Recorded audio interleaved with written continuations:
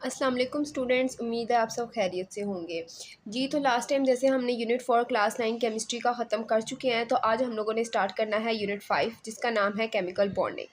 तो बेसिकली हम लोग सबसे पहले देखते हैं कि मैटर क्या होता है। अब हमें पता है कि मैटर क्या है, जो एक जिसके अंदर मैस है, ठीक है, और जो कोई स्पेस ऑक्यूपाई कर रही है, हम उसको मैटर कह देते हैं, ठीक है। अभी जितने भी मैटर्स हैं ये दो तरह की चीज़ों से मिलकर बनते हैं, ठीक है। वो दो तरह की चीज़ें क्या हैं, हमारे पास मिक्सचर्स होते हैं और कंपाउंड्स होते हैं, ठीक है। मिक्सचर्स और कंपाउंड्स।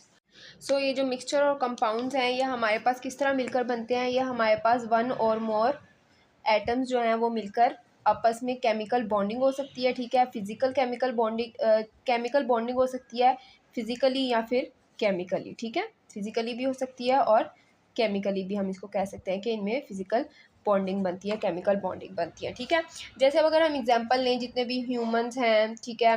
प्लांट्स हैं, एनिमल्स हैं, ठीक है, ये तो लिविंग हो गए, ठीक है। इन लिविंग्स के अलावा अगर नॉन लिविंग को देखा जाए तो हमारे पास रॉक्स हैं, सॉल्ट्स हैं। सॉल्ट बहुत ज़्यादा केमिस्ट्री में आप लोगों को पढ़ाए जाते हैं, इनकी कंपोजिशन किस तरह होती है। तो इन सब चीज़ों में आपने देखा है कि हमेशा एक वर्ड आता है केमिकल बॉन्डिंग का, ठीक है। बेसिकली ये केमिकल बॉन्डिंग क्या है कि वन और मोर एटम्स जो हैं उनकी आपस में एक अट्रैक्शन होना, ठीक है,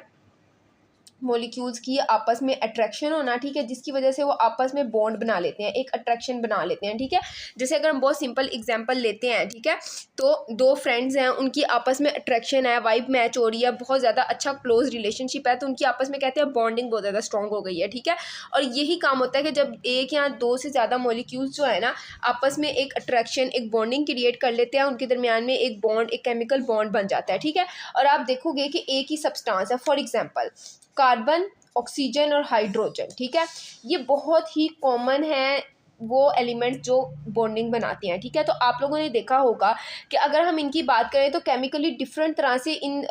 बॉन्ड बनाता है। फॉर एग्जांपल अब बहुत सिंपल एग्जांपल है, सबसे पहले CO2 की देख लेते हैं, ठीक है। CO2 यहाँ पर है, उसके अलावा वाटर की हम बॉन्डिंग देख लेते हैं। इसमें सबसे कॉमन जो है ना इन दोनों में आप देखोगे ऑक्सीजन, ठीक है। ऑक्सीजन है ही है, लेकिन ऑक्सीजन का हाइड्रोजन के साथ बॉन्ड, ऑक्सीजन का कार्बन के साथ बॉन्ड कितना डिफरेंट हो गया, और ज़रा सी बॉन्डिंग डिफरेंट होने की वजह से उनकी करेक्टरिस्टिक्स, चाहे वो फिजिकल है चाहे वो केमिकल है, उनकी रिएक्टिविटी है, हर चीज़ जो हो गई है ना वो उनकी बिल्कुल शुरू से लेकर एंड तक हमारे पास क्या हो गई है, चेंज हो गई है। तो बेसिकली केमिकल बॉन्डिंग क्या है, हमारे पास वन और मोर एटम्स का आपस में बॉन्ड बनाना, ठीक है, उनकी आपस में अट्रैक्टिवनेस होना, ठीक है, और उस अट्रैक्टिवनेस की वजह से, ठीक है, डिफरेंट केमिकल बॉन्ड्स डिफरेंट तरह से रिएक्ट करते हैं, ठीक है, और उनकी डिफरेंट बॉन्डिंग होने की वजह से उनकी डिफरेंट फिजिकल केमिकल प्रॉपर्टीज़ होती हैं, ठीक है। कुछ जो होते हैं वो बहुत ज़्यादा हार्ड होते हैं, कुछ जो होते हैं वो सॉफ्ट होते हैं, कुछ जो होते हैं ना बहुत ज़्यादा गूई होती हैं, ठीक है, कुछ जो होते हैं ना वो स्टिकी स्ट्रक्चर बन जाता है उनका, ठीक है, और कुछ जो होते हैं जैसे सॉल्ट आपने देखे होंगे एक प्रॉपर एक लैटिस स्ट्रक्चर बन जाता है, ठीक है, जिसको हम आइंस भी कहते हैं, जिनको हम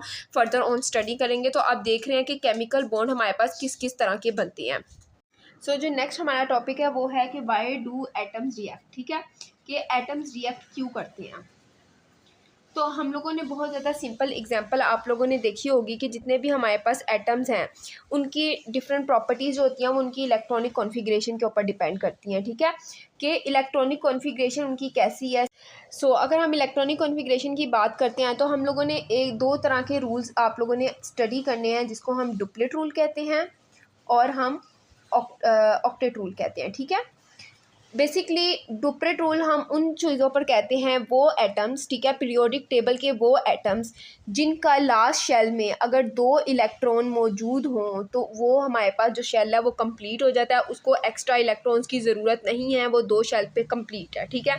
और ऑक्टेट रूल हम उन एटम्स पे अप्लाई करते हैं जहाँ पर एक आखिरी वैलेंस जो शेल है ना उसमें अगर 8 इलेक्ट्रॉन हो तो उसको फर्दर इलेक्ट्रॉन्स की ज़रूरत नहीं पड़ती है, उसके 8 इलेक्ट्रॉन पूरे हो चुके हैं, उसकी वैलेंसी कंप्लीट हो चुकी है, उसको और की ज़रूरत नहीं है, ठीक है। तो बेसिकली हमारे पास जितने भी एटम्स हैं वो रिएक्ट करने की उनकी सिर्फ ये वजह है कि या तो उनमें 2 इलेक्ट्रॉन नहीं होंगे या तो उनमें 8 इलेक्ट्रॉन नहीं होंगे, ठीक है। फॉर एग्जांपल अगर 2 वाला कोई एलिमेंट है, ठीक है, जो डुप्लेट रूल पे जाता है और उसके पास 1 इलेक्ट्रॉन है, उसको 1 की ज़रूरत है, तो वो किसी के साथ एक जो है वो शेयर कर सकता है या किसी से ले सकता है, ठीक है। वो हम लोगों ने ऑलरेडी आइंस और कोवलेंट बॉन्ड आगे पढ़ने हैं कि अगर शेयरिंग ऑफ इलेक्ट्रॉन होती है तो वो कोवलेंट बॉन्ड बनता है, अगर वो किसी से एटम इलेक्ट्रॉन इलेक्ट्रॉन ले लेता है, ठीक है, तो वो हमारे पास आइंस बन जाते हैं, ठीक है। सेम फॉर दी 8, अगर किसी के पास 6, 5, 7 या उससे भी कम इलेक्ट्रॉन है, ठीक है, तो या तो वो शेयर कर सकता है किसी के साथ दूसरे इलेक्ट्रॉन्स, ठीक है, या फिर वो किसी से ले सकता है या किसी को दे सकता है for the completion of their valence shell, ठीक है। तो वैलेंस शेल दो तरह के एटम से कंप्लीट होता है, कुछ एटम जो होते हैं उनका 2 पे कंप्लीट हो जाता है, कुछ जो होता है उनके 8 पे कंप्लीट हो जाते हैं।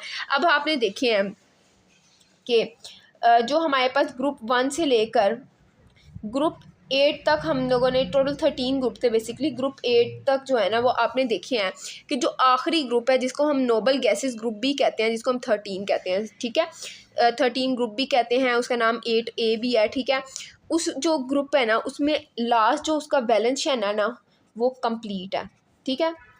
लास्ट बैलेंस शेल उसका क्या है, कंप्लीट है, उसमें 8 इलेक्ट्रॉन कंप्लीट हैं। अब अगर उसके 8 इलेक्ट्रॉन कंप्लीट है ना उसको और ज़्यादा इलेक्ट्रॉन्स की ज़रूरत है, ठीक है, ना उसको और ज़्यादा किसी के साथ शेयरिंग की ज़रूरत है, ना वो किसी को देगा ना वो लेगा, क्योंकि वो कंप्लीट है, बिल्कुल कंप्लीट है, ठीक है। तो जब वो कंप्लीट है तो वो अनरिएक्टिव होता है, वो किसी के साथ कोई भी बॉन्ड नहीं बनाता, वो हमेशा अनबॉन्डेड एटम होता है, ठीक है, इसको हम कहते हैं अनबॉन्डेड एटम, ठीक है। जितने भी मिक्सचर्स या कंपाउंड्स में ये मौजूद होगा ये अनबॉन्डेड एटम के फॉर्म में मौजूद होगा, ये किसी के साथ भी अपनी शेयरिंग नहीं करेगा, ठीक है। लेकिन इसके अलावा ग्रुप 4 हैं, ग्रुप 5 हैं, ठीक है, उनमें क्या होता है 5, 6, 7, ठीक है, 1, 2 की भी आप बात कर सकते हैं, ठीक है। उनमें जो होते हैं जैसे कार्बन है, ऑक्सीजन है, ठीक है, नाइट्रोजन है, ठीक है, ये वो एटम्स हैं जिनके पास इलेक्ट्रॉन्स की वैलेंस शेल में कमी होती है और ये अपने इलेक्ट्रॉन्स या तो शेयर करते हैं या फिर ये अपने इलेक्ट्रॉन किसी को दे देते हैं या किसी से ले लेते हैं ताकि हमारे पास क्या हो, उनका वैलेंस शेल कंप्लीट हो, और बेसिकली वो क्या कर रहे होते हैं, बॉन्ड बना रहे होते हैं, अपने आप को कंप्लीट करने के लिए बॉन्ड बना रहे होते हैं, ठीक है। तो जो खुद कंप्लीट है उसको कोई ज़रूरत नहीं है, वो अनरिएक्टिव हो जाएगा, जिसके पास कमी है वही कोशिश करेगा और अपने आप को कंप्लीट करेगा और हमारे पास क्या बनाएगा, बॉन्ड बनाएगा, ठीक है।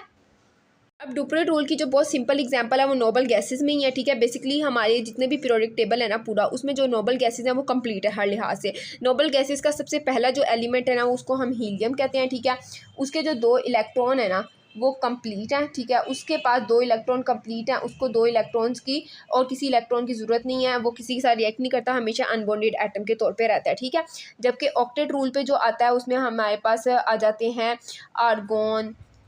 ठीक है, जिनोन, ये वो एटम्स हैं जिनके इलेक्ट्रॉन्स जो होते हैं वो 8 कंप्लीट होते हैं, ये किसी के साथ भी अपनी शेयरिंग नहीं करते, ठीक है। और नोबल गैसेस हमेशा गैसेस की फॉर्म में होते हैं, ये अनबॉन्डेड एटम्स है, कभी भी किसी के साथ बॉन्ड नहीं बनाते। तो बेसिकली हमारी आज की जो पूरी वीडियो थी वो 2 चीज़ों पर थी। सबसे पहले केमिकल बॉन्ड क्या होता है, ठीक है। केमिकल बॉन्ड होता है कि 2 या 2 से ज़्यादा एटम्स आपस में केमिकली रिएक्ट करके या तो शेयरिंग ऑफ इलेक्ट्रॉन करते हैं या फिर एक दूसरे को इलेक्ट्रॉन दे देते हैं, ले लेते हैं, ठीक है, और आपस में एक बॉन्ड बना लेते हैं, ठीक है, एक केमिस्ट्री बना लेते हैं, उसको केमिकल बॉन्डिंग कहते हैं। और डिफरेंट तरह की केमिस्ट्री जब बनती है ना, मतलब डिफरेंट तरह के एटम्स रिएक्ट करते हैं, ठीक है। जैसे ऑक्सीजन एक ही एटम है लेकिन अगर वो कार्बन के साथ बॉन्ड बनाएगा तो वो अपनी डिफरेंट प्रॉपर्टीज शो करेगा, लेकिन अगर हाइड्रोजन के साथ बॉन्ड बनाएगा तो वो अपनी डिफरेंट प्रॉपर्टीज शो करेगा, ठीक है। दूसरा हमारे पास है कि केमिकल्स रिएक्ट क्यों एटम्स रिएक्ट क्यों करते हैं, इसलिए करते हैं क्योंकि उनको अपनी वैलेंस शेल कंप्लीट करना होता है, खुद को कंप्लीट करना होता है, हमेशा खुद को कंप्लीट करने के लिए या तो वो शेयर करता है या लेता है या देता है, ठीक है। तो इसमें हमारे पास जो नोबल गैसेज हैं वो सबसे ज़्यादा कंप्लीट होती हैं, वो अनरिएक्टिव होती हैं, अनबॉन्डेड होती हैं, वो किसी के साथ बॉन्ड नहीं बनाती, जबकि बाकी सब जो है वो बॉन्ड बनाते हैं, ठीक है। और आप देखेंगे कि जितने भी एटम्स बॉन्ड बनाते हैं वो अपने पी जो सबशेल है उसमें अपने एटम कंप्लीट कर रहे होते हैं, ठीक है, पी सबशेल में अपने एटम कंप्लीट कर रहे होते हैं, जबकि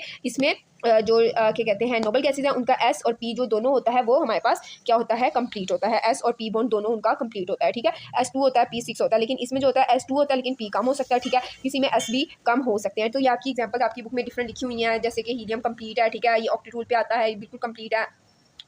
उसके मुकाबले में अगर हम लिथियम देखें, ठीक है, तो वो इनकम्प्लीट है, उसमें हमारे पास 3 आते हैं, उसको एक की ज़रूरत होती है कंप्लीट करने के लिए, ठीक है। तो ये सारी चीज़ें जो होती हैं ये हमारे पास विद बॉन्डिंग कंप्लीट करती हैं अपने आप को और एक शक्ल अख्तियार कर लेती हैं और अपनी प्रॉपर्टीज़ अपनी हर चीज़ को डिफरेंट कर लेती हैं।